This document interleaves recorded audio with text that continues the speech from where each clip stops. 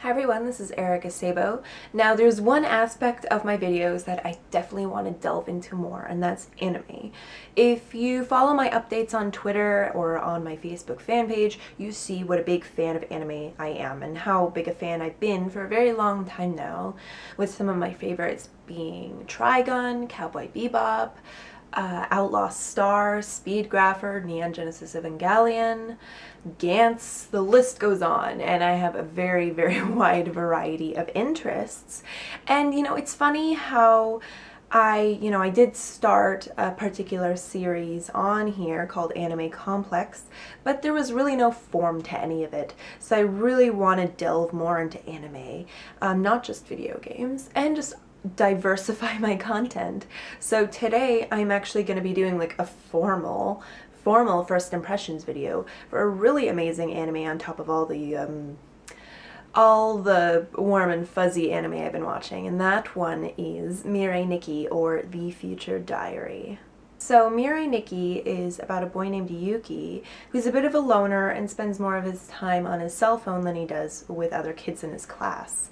He has an imaginary friend called Deus Ex Machina, who apparently isn't as imaginary as he thought, and realizes that he becomes part of this battle royale where he has this new ability to look into the future up to 90 days, I believe it was. And so the point of this battle royale is that there are other people in the area who also have this ability, and they need to duke it out, and the last one standing will become the new god and will stop a possible apocalypse that's supposed to happen on the 90th day. Really interesting and very, very strange concept that I was immediately gravitated towards.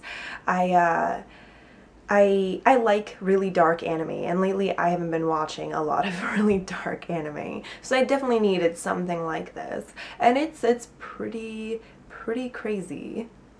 Now, through it all, Yuki gets to know one of his classmates quite a bit better. Her name is Yuno, and she is by far the craziest part about this show. Everyone is crazy to a degree because of this new ability they've obtained and their particular spin on their ability. No one character has the same sort of precognitive abilities, and depending on what the spin is, it affects a different part of their minds and makes them delusional in different ways, which was actually very cool. I like it when people can get really crazy and psychotic. I like psychological thrillers, let's just say that. And while I'm not going to give away a lot about her, she is probably one of, I'm not going to say she's the craziest, because they're all crazy in their own way, but she is the most spontaneous, let's say that. She's the most spontaneous, and she's definitely the hardest to read, and she has a lot of dirty secrets up her sleeve. I'm about halfway through the series right now, and I'm really enjoying it. There are a lot of points where I feel that there's not enough background on some of these characters, not as much as I would prefer.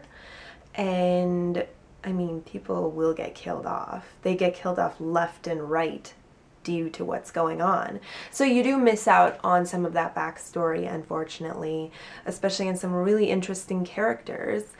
And despite the fact that the anime is very fast-paced, it is 26 episodes, so you don't have to worry about it being too overwhelming all at once. I still feel like it's a show that could do double what it's doing. Easily. Like, I think every single episode has had purpose to it. So far there hasn't been any fillers, nothing that I've noticed at least. But I do feel that with the concept in mind, it can span even further, considering how short some of these moments were.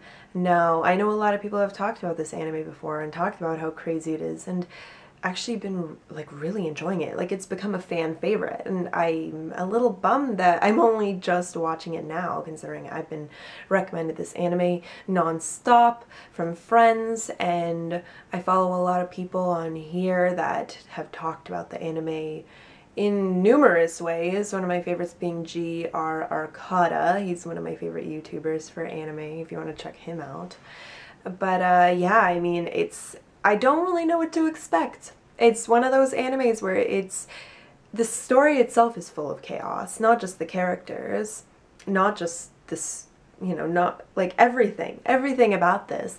The way the anime is put together, like format-wise, it's chaotic, and I really enjoy that. I like unpredictable animes, and it's definitely one I would recommend if you're looking for something like that.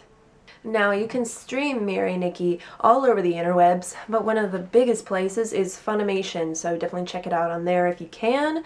Otherwise, like I said, a bunch of other places. You can just Google it and you'll find whatever you're looking for, I'm sure. But yeah, I'm excited to see where it goes. I don't really know how to read it. I don't know how to read some of the characters. I don't know what's gonna happen, and I kind of like that.